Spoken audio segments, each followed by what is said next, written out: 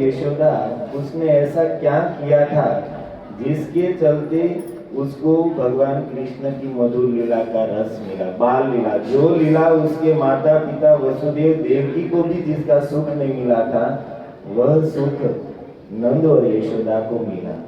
सुखदेव जी कहते हैं, राजन गायंती अध्यापी कवयः यल लोक मलापहम। यही तो बड़े बड़े विद्वान अध्यापी आज भी भगवान की इस मधुर बाल लीला को गाते हैं। क्यों? यह लोक मलापहम, क्योंकि इस लीला में ऐसी शक्ति है कि कान के रास्ते से हृदय में जाते ही लोक शमलापहम, समस्त लोक के जीवों के शमल अर्थात पाप ताप संताप को नष्ट करने वाली है ये लीला। तो ऐसी मधुर लीला प्रभु जी ने सुनाई और भगवान श्री श्री राधा गिरधारी जी से प्रार्थना करते हैं कि अवसर दे हमें और ऐसा ही सौभाग्य अगले साल भी मिले, ताकि जो लीलाएं बाकी है वह भी हम प्रभु जी के मुख से सुन पाए। और परम पूज्य नीलकंठ प्रभु जो हमारे वक्ता हैं, प्रभु जी हमारे राधा गिरधारी मंदिर के काउंसिलर है, हमारे ग्रुप के लीडर हैं। प्रभु जी के संग में जुड़कर यहाँ पर कई भक्त लोग भगवान की सेवा भक्ति कर रहे हैं और प्रभु जी के ग्रुप के ही सारे भक्तों ने मिलकर ये सुंदर आयोजन किया।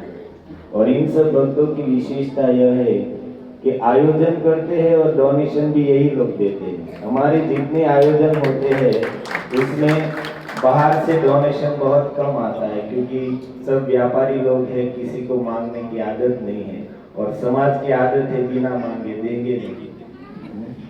ये टेढ़ी आंगली सीधी आंगली से न निकले तो टेढ़ी करनी पड़ती है, लेकिन हम लोगों को टेढ़ी करनी नहीं आती है, तो फिर हम लोग ही थोड़ा थोड़ा करके कर देते हैं।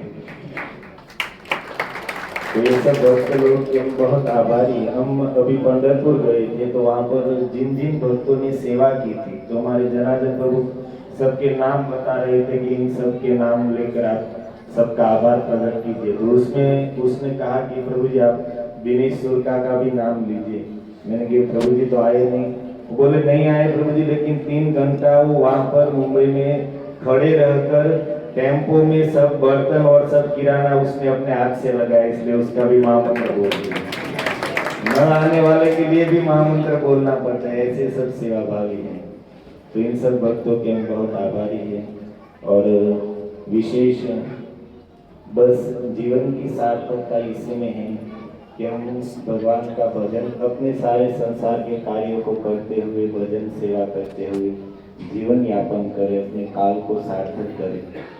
देखिए भक्ति के मार्ग में आना कठिन है।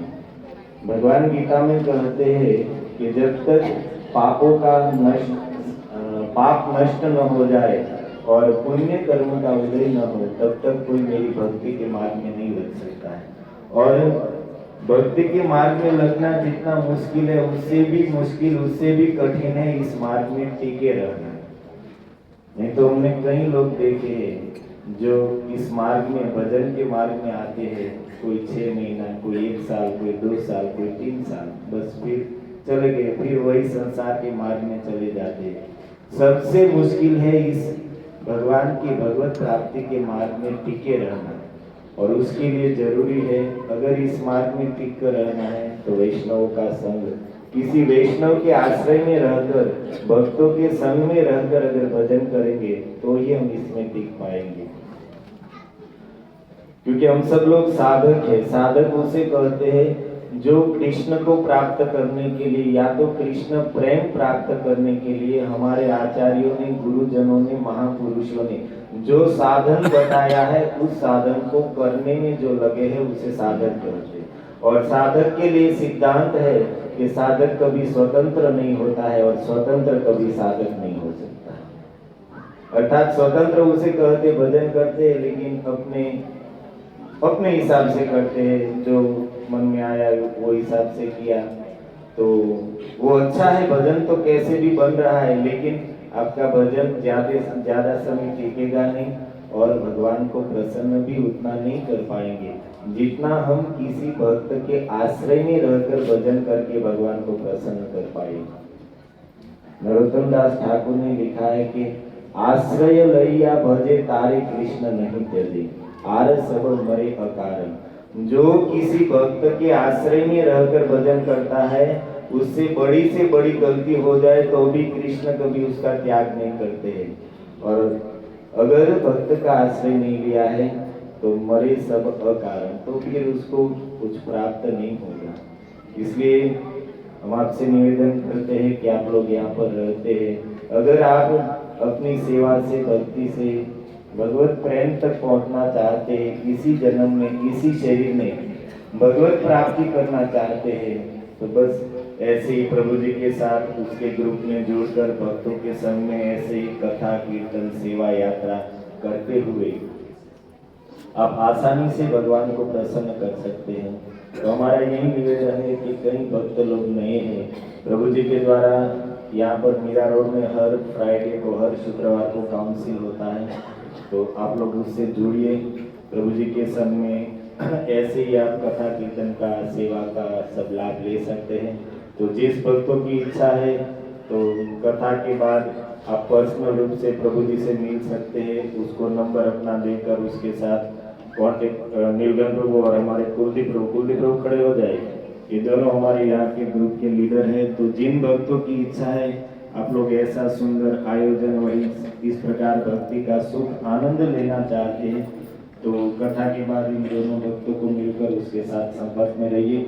और विशेष कुछ न कहते हुए बस हम भगवान श्री श्री राधा गिरधारी जी से यही प्रार्थना करते हैं कि परम पूज्य नीलकंठ प्रभु को स्वस्थ जीवन, दीर्घ आयुष्य और अपनी शुद्ध भक्ति प्रदान करे, मधुर वाणी प्रदान करे, ताकि ऐसे ही हम सब लोगों को वर्षों वर्ष तक कृष्ण कथा लीला रस सुनाते रहे, सुख और आनंद प्रदान करते रहे। आइए एक बार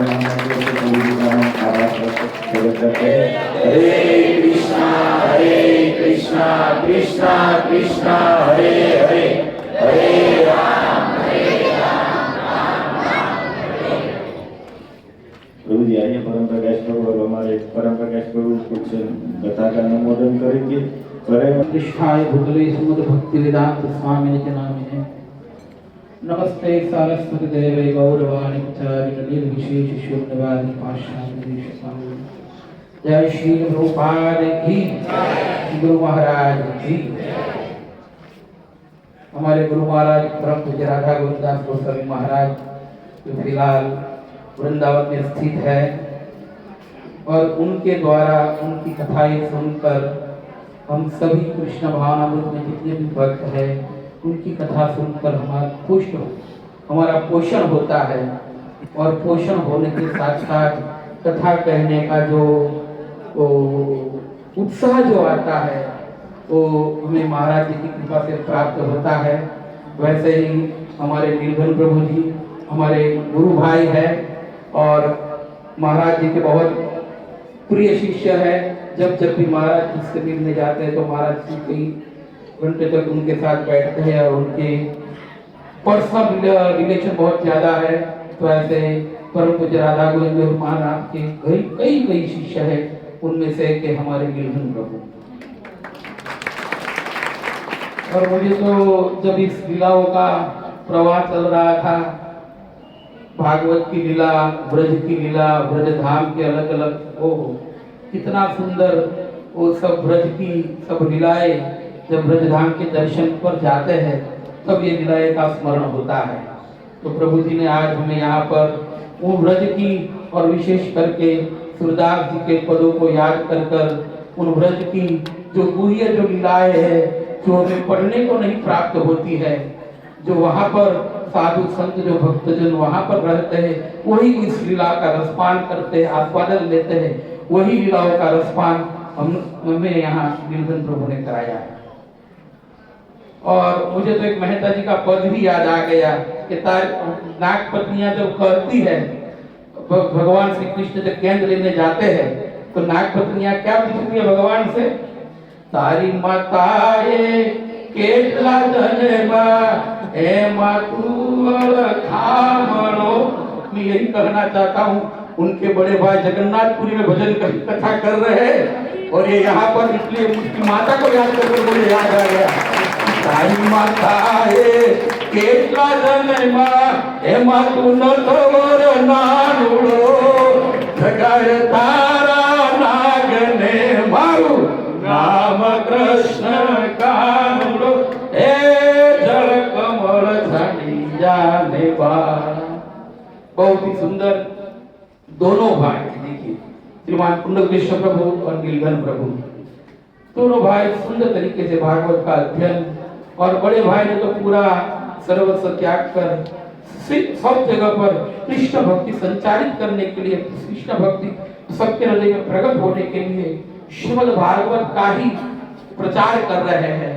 ऐसी माता धन्य है। अगर ऐसी माता एक पुत्र हो 100 पुत्र हो, गांधारी के 100 है लेकिन क्या काम के, गांधारी के दुशासन दुर्योधन कितने है लेकिन क्या काम के, और हमारे यहाँ 1-2 है लेकिन देखिए सूर्य और चंद्र के तारे की तरह चमक रहे हैं।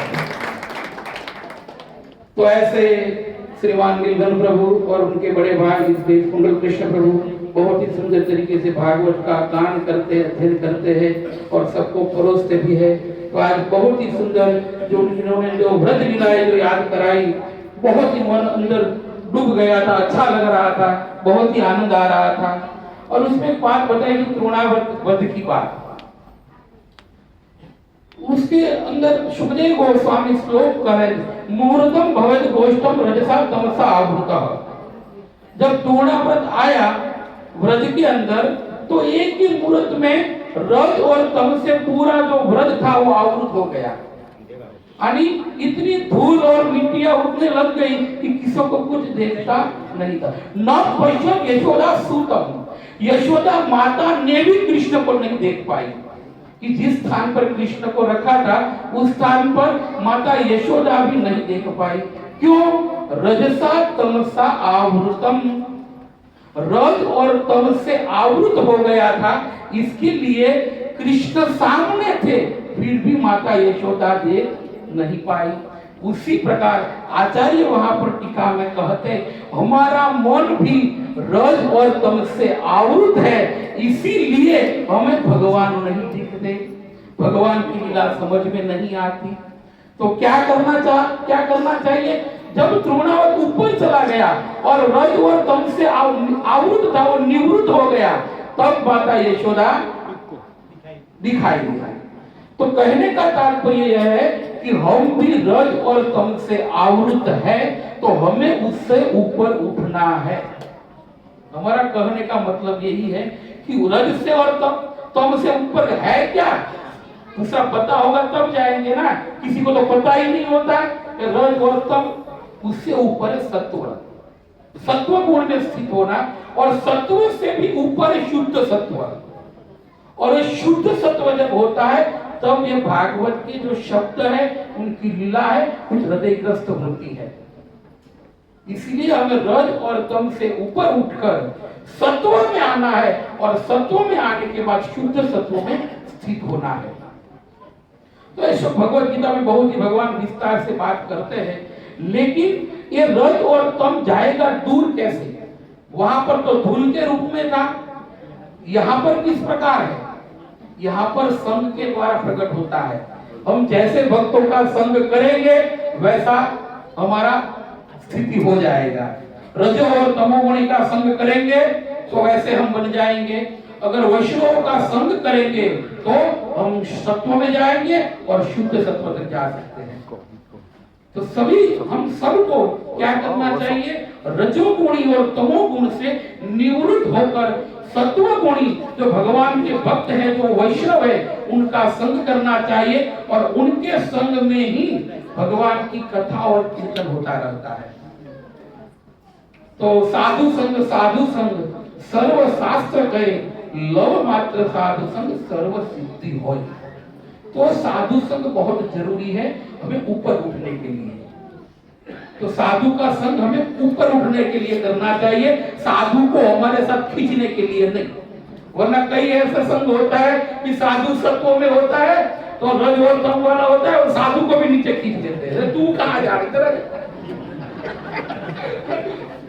तू हमसे आगे जा रहा है, तू भी नीचे उतर जा। नहीं, साधु संग साधु के साथ रहकर हमें ऊपर उठने के लिए है।